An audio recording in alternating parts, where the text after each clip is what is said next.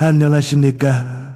오늘 이렇게 여러분과 마주 앉아 있으니 문득 제가 지나온 100년의 세월이 마치 짧은 꿈 한 편을 꾼 것만 같습니다. 저는 어느덧 100살을 훌쩍 넘겼지요. 많은 분들이 제게 묻곤 합니다. 교수님, 어떻게 하면 그렇게 마음 편하게 늙을 수 있습니까? 혹은 노년의 외로움을 어떻게 이겨내야 합니까? 하고 말이지요. 특히 이제 막 60의 고개, 즉 20의 문턱에 들어선 군들이 가장 깊은 고민을 안고 저를 찾아오십니다. 우리 한국 땅에서 60년을 산다는 것, 그거 참으로 고단하고 치열한 삶이었을 겁니다.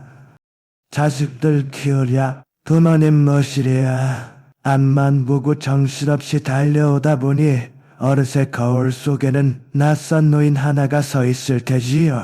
그런데 벗들이야, 제가 100년을 살아보니 아주 명확해지는 사실이 하나 있습니다. 예순부터 시작되는 인생 후반전이 비참해지느냐, 아니면 그윽한 향기가 나는 삶이 되느냐는 무엇을 더 얻느냐가 아니라 무엇을 버리느냐에 달려있다는 점입니다. 오늘 제가 여러분께 간곡히 드리고 싶은 첫 번째 당부는 이것입니다. 내 인생의 공로를 인정받으려는 마음, 그 마음을 지금 당장 미련 없이 쓰레기통에 버리십시오. 우리는 흔히 내가 이만큼 고생했으니, 내가 이만큼 희생했으니 이제는 대접받아야 마땅하다고 생각하기 쉽습니다. 내가 너를 어떻게 키웠는데, 내가 이 회사를 어떻게 일구었는데 하는 생각이 머릿속을 꽉 채우기 시작하면 바로 그때부터 불행이 싹트기 시작합니다. 왜 그럴까요? 내가 세운 공로를 남이 알아주지 않을 때 사람은 필연적으로 섭섭함을 느끼고, 그 섭섭함은 금세 우물함과 분노로 변하기 때문이지요. 예술이 넘어서도 내가 왕년에는 말이야 하며 과거의 훈장을 들먹이는 사람은 주변 사람들을 지치게 만듭니다. 젊은 사람들에게는 그것이 삶의 지혜가 아니라 그저 꼰대의 잔소리로 들릴 뿐이니까요. 진짜 어른의 권위는 입에서 나오는 말이 아니라 내면 깊은 곳에서 잘 익은 인격으로 우러나오는 법입니다. 내가 한 일을 내 입으로 증명하려 애쓸수록 당신의 품격은 오히려 깃털처럼 가벼워집니다. 나이가 든다는 것은 무대의 주인공 자리에서 내려와 기꺼이 조연이 되는 법을 배우는 과정입니다. 주인공 자리를 자식에게 혹은 후배에게 내어주고 기쁜 마음으로 객석에서 박수를 쳐줄 수 있어야 합니다. 그런 많은 이들이 여전히 무대 한가운데 서고 싶어 하지요. 자식의 인생에 간섭하고 내 경험이 정답이라며 강요합니다. 그것은 사랑이 아니라 집착이며 상대를 위하는 마음이 아니라 자신의 존재감을 확인받고 싶은 욕심일 뿐입니다. 제 친구 하나는 평생 가족을 위해 헌신했습니다. 정말 평생을 바쳤지요. 하지만 예순이 넘어서도 자식들이 내 말을 듣지 않는다며 매일같이 화를 내고 섭섭해했습니다. 결국 자식들 명절조차 찾아오기를 꺼리게 되었고, 그는 넓은 집에서 홀로 외로움과 원망 속에 갇혀 지내게 되었습니다. 반면 또 다른 지인은 자신의 공로를 잇기로 결심했습니다. 그저 부모로서 할 일을 했을 뿐이다. 이제 너희의 삶을 살아라 하며 마음의 끈을 놓아주었지요. 그러자 놀랍게도 자식들이 먼저 다가와 그의 지혜를 구하기 시작했습니다. 여러분, 꼭 기억하십시오. 예순 이후의 삶에서 가장 무서운 적은 가난도 질병도 아닙니다. 바로 보상받으려는 마음입니다. 이 마음을 버리지 못하면 당신의 노년은 끊임없는 서운함과 원망으로 가득 찰 것입니다. 내가 준 것을 잊어버려야 비로소 내가 자유로워진다는 사실을 깨달으셔야 합니다. 이제껏 무거운 짐 지고 오느라 참 고생 많으셨습니다. 하지만 이제는 그 짐을 내려놓을 시간입니다. 내가 베푼 것들을 마음속에서 깨끗이 지우십시오. 그래야만 타인의 진심이 보이고 고독이라는 괴물로부터 스스로를 지킬 수 있습니다. 텅 비어있는 마음이라야 비로소 겸손함이라는 축복에 깃들 수 있는 법입니다. 첫 번째 이야기에서 우리가 공로를 버려야 한다고 말씀드렸다면 이제 두 번째로 우리가 경계해야 할 것은 바로 입으로 짓는 업과 과거의 언어입니다. 사람이 나이가 들면 몸의 기운은 빠지는데 이상하게도 입심은 더 세지는 경우를 자주 봅니다. 말을 많이 해서 자신의 존재를 확인받고 싶어 하는 것이죠. 하지만 제가 살아온 100년의 시간은 저에게 아주 분명한 진리를 가르쳐 주었습니다. 노년의 고독은 대개 말에서 시작되고 노년의 품격은 침묵에서 완성된다는 사실을 말입니다. 우리 세대는 유독 남을 가르치려 드는 말투에 익숙해져 있습니다. 다 너 잘 되라고 하는 소리다. 내가 해봐서 아는데 같은 말들이 대표적이지요. 하지만 예수님 넘으신 여러분, 진심으로 한번 여쭤보고 싶습니다. 그 말이 정말 상대를 위한 것입니까? 아니면 내 경험이 여전히 쓸모있다는 것을 과시하고 싶은 마음입니까? 젊은 사람들은 우리 세대의 경험을 무시하는 게 아닙니다. 다만 세상이 변했다는 것을 우리보다 더 빨리 몸으로 느끼고 있을 뿐이지요. 60년 전의 정답이 지금은 오답이 될 수도 있는 세상입니다. 그런데도 여전히 낡은 자로 자식이나 후배를 재려고 든다면 그들은 결국 마음의 문을 닫아 걸고 당신을 피하게 될 겁니다. 이것이 바로 우리가 그토록 두려워하는 사회적 고독의 시작입니다. 저는 이혜령 교수와도 참 많은 이야기를 나누었습니다만 그분 역시 늘 강조하셨던 것이 바로 언어의 절제였습니다. 말에는 에너지가 담겨 있습니다. 내가 내뱉는 말이 원망과 훈계로 가득 차 있다면 내 주변의 기운은 탁해질 수밖에 없습니다. 반대로 내가 침묵하며 따뜻한 미소를 지어줄 때 그 빈 공간에 비로소 타인의 진심이 찾아와 머물게 됩니다.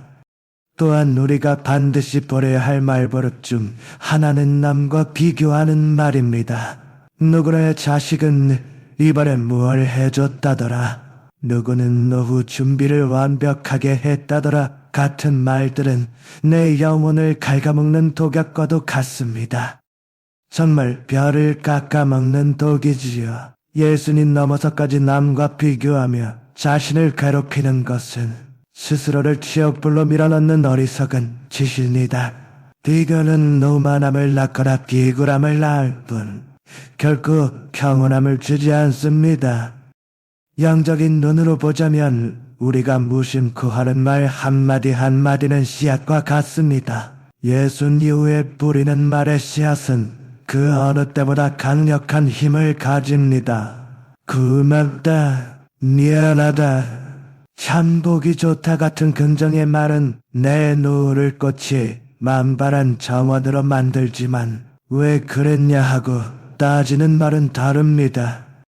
그런 원망이나 내 팔자에 같은 한탄 섞인 부정적인 말은 내 인생을 삭막한 황무지로 만들어버립니다. 만약 누군가 당신에게 무례하게 굴거나 상처를 준다면 어떻게 해야 할까요? 똑같이 날카로운 말로 되받아치는 것은 하수 중의 하수입니다. 그저 저 사람도 참 사는 게 힘들어서 저러는구나 하는 연민의 마음으로 웃으며 넘길 수 있는 여유. 그것이 바로 예수의 지혜입니다. 내가 발언하지 않으면 그 무례함은 결국 그 말을 뱉은 사람에게 되돌아가게 되어 있습니다. 덤들여, 이제는 입을 닫고 귀를 여는 연습을 하십시오. 자식들이 찾아왔을 때 시원하고 짙은 입을 꾹 다물고 그저 맛있게 밥 먹는 모습을 보며 그래 고생 많았지 하고 짧게 위로해 주십시오. 그때 비로소 삶의 본질이 보이기 시작합니다. 화려한 말로 나를 포자하지 않아도 당신이 살아온 고결한 삶의 향기는 가만히 있어도 퍼져나가게 되어 있습니다. 외톨이가 되고 싶지 않다면, 그리고 누군가에게 진심으로 존경받는 선배가 되고 싶다면 오늘부터 여러분의 언어에서 나를 빼고 너를 담아보십시오. 그것이 진정으로 평안해지는 길입니다. 이제 세 번째로 이야기하고 싶은 것은 바로 소외감이라는 마음의 병입니다. 예순이라는 나이는 참으로 묘한 시기이지요. 사회에서는 현역에서 물러나고 집에서는 자식들이 다 커서 품을 떠나갑니다. 이때 많은 분들이 마치 세상으로부터 버려진 듯한 기분을 느낍니다. 내가 지금까지 누구를 위해 살았는데 이제 와서 나를 무시하는구나 하는 섭섭함이 가슴 한구석에 또리를 틀기 시작하죠. 하지만 여러분, 제가 분명히 말씀드리건대 이 피해의식이야말로 노년을 망치는 가장 무서운 암세포입니다. 우리는 흔히 내가 겪는 외로움의 원인을 바깥에서 찾으려 합니다. 우리는 흔히 외로움의 원인을 바깥에서 찾으려 하지요. 자식이 전화를 자주 안 해서, 배우자가 내 마음을 몰라줘서, 혹은 세상이 너무 빨리 변해서 내가 소외당하고 있다고 믿는 분들이 많습니다. 하지만 번들이야, 진실은 조금 다릅니다. 우리를 외톨이로 만드는 것은 남이 아니라 바로 자신을 피해자라고 여기는 내 마음입니다. 내가 나를 불쌍하고 초라한 노인으로 여기기 시작하면 주변의 모든 따뜻한 배려조차 동정으로 느껴지고 작은 실수마저도 나를 무시하는 행동으로 둔갑하게 됩니다.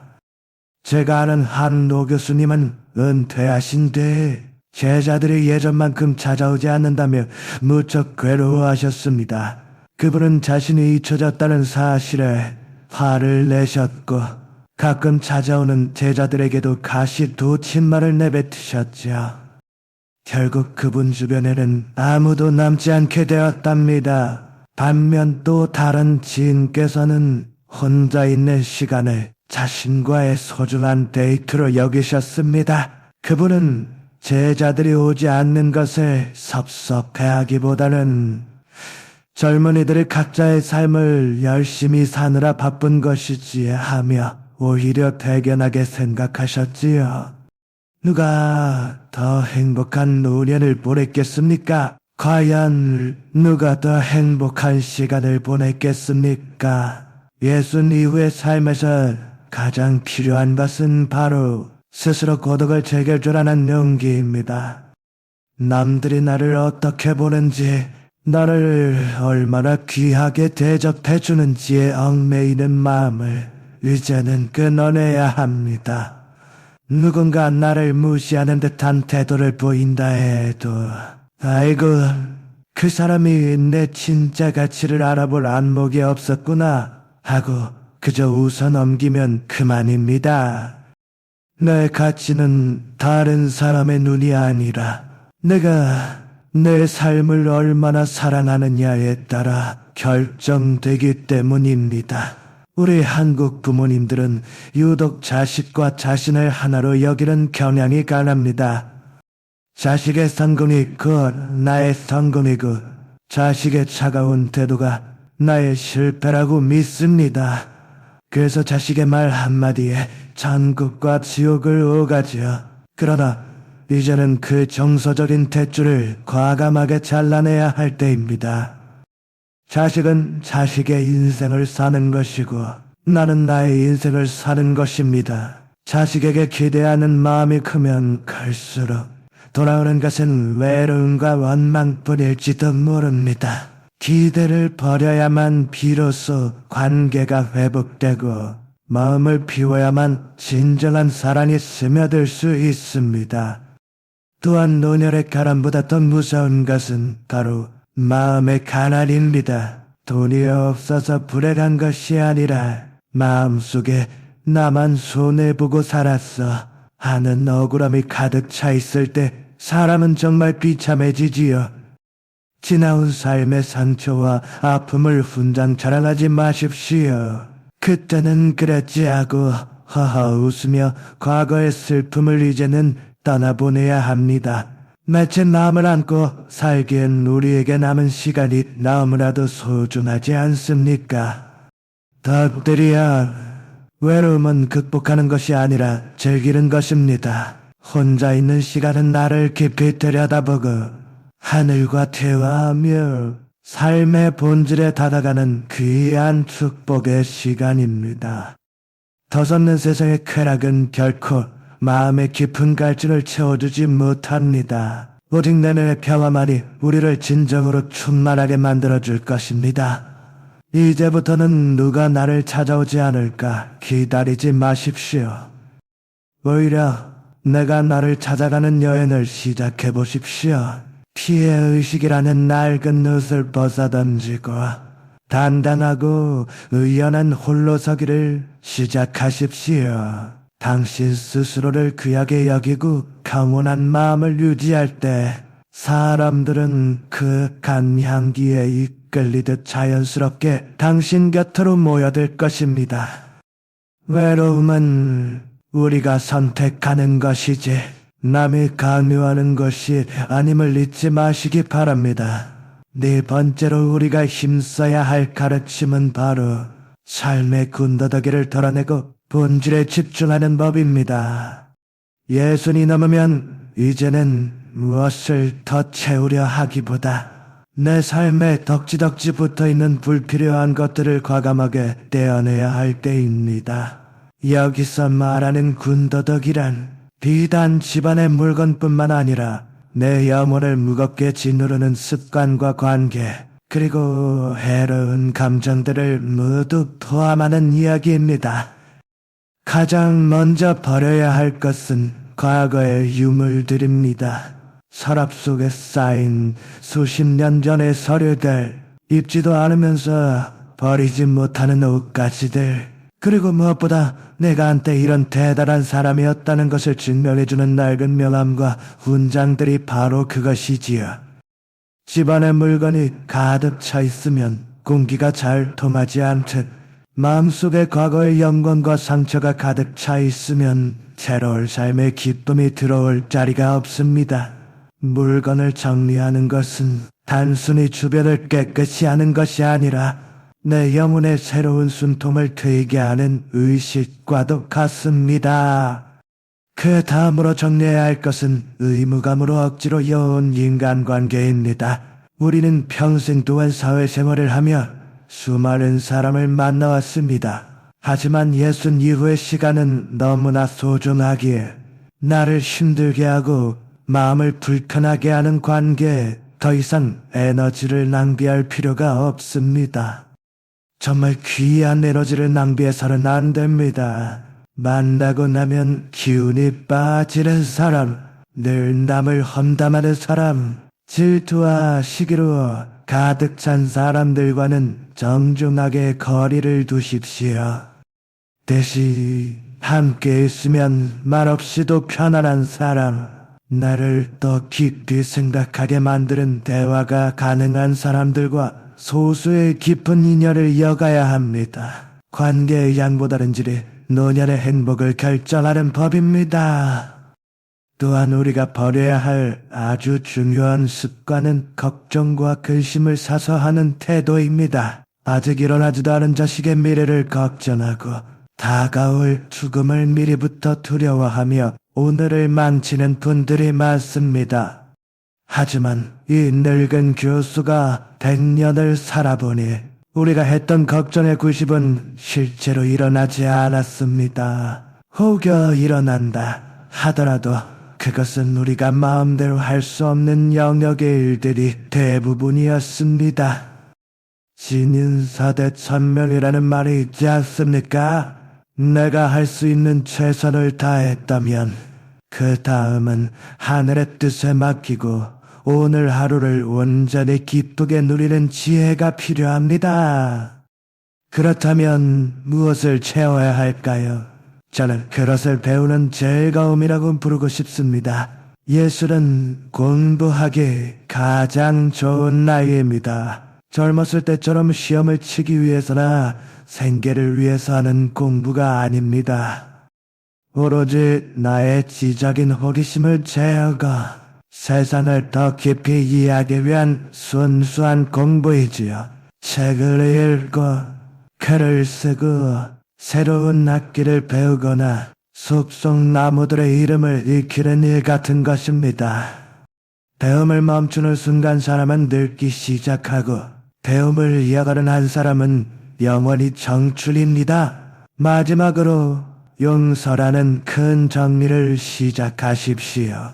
나에게 상처를 주었던 이들, 그리고 무엇보다 스스로를 자책하며 괴롭혔던 자기 자신을 용서하는 일입니다. 미움은 나를 상대방에게 꽁꽁 묶어두는 밧줄과도 같습니다. 내가 상대를 용서하지 못하면 나는 영원히 그 사람의 그림자 속에 갇혀 살게 됩니다. 그 밧줄을 이제는 끌어내고 자유로워지십시오. 그것이 벗들이 당신 자신에게 줄 수 있는 가장 큰 선물입니다. 돈들이여, 삶은 마치 여행과 같습니다. 여행이 끝나갈 무렵 가방이 너무 무거우면 발걸음이 고통스러울 뿐입니다. 짐을 가볍게 비우고 가벼운 마음으로 저녁 노을을 바라보는 여유를 가지십시오. 마음을 비워낸 자리에는 반드시 평온함과 감사의 마음이 가득 차오를 것입니다. 그것이 바로 예순 이후의 삶을 진정으로 풍요롭게 만드는 유일한 길입니다. 이제 마지막으로 여러분께 전하고 싶은 이야기는 삶의 황홀을 대하는 우리의 자세에 관한 것입니다. 많은 이들이 예수를 넘기면 인생에 막이 내리고 있다고 생각합니다. 하지만 이 늙은 교수가 100년의 세월을 살아보니 인생에서 가장 아름답고 열매가 알차게 맺히는 시기는 바로 60세부터 75세 사이였습니다. 이 시기는 사회적인 책임으로부터 자유로워지고 비로소 진정한 나로 살 수 있는 황금기입니다. 이 귀한 시간을 외로움과 원망으로 허비하기에는 우리 앞에 펼쳐진 인생의 노을이 너무나도 아름답지 않습니까? 마지막으로 우리가 꼭 간직해야 할 큰 도리는 바로 감사하는 마음과 부드러운 미소입니다. 나이가 들수록 얼굴은 그 사람의 살아온 인생의 성적표가 됩니다. 억지로 권위를 세우려 애쓰지 않아도 내면이 평온한 사람의 얼굴에는 자유롭고 환한 빛이 감돕니다. 주변 사람들에게 고맙다, 애썼다는 말을 아끼지 마십시오. 작은 것에도 감사할 줄 아는 노년의 마음은 그 자체로 주변을 밝히는 등불이 될 것입니다. 이제 죽음을 두려워하거나 피하려 하지 말고 잘 익은 과일이 나무를 떠나 대지로 돌아가듯 자연스럽게 받아들이는 연습을 해야 합니다. 오늘 하루를 정성껏 살고 잠들기 전에 오늘도 참 좋은 하루였다고 말할 수 있다면 그것으로 충분합니다. 번들이야, 고독은 결코 하늘이 내린 벌이 아닙니다. 그것은 우리가 인생이라는 긴 여정을 마치기 전 스스로를 온전히 사랑할 수 있도록 허락된 고요하고 귀한 축복입니다. 미움을 버리고 육신을 비우고 오직 사랑과 지혜만 남기십시오. 여러분의 남은 여전히 평안함과 깊은 안식으로 가득하기를 이 늙은 교수가 진심을 담아 기원하겠습니다. 부디 건강하시고 마음이 가는 대로 자유로운 노년을 보내시기를 바랍니다.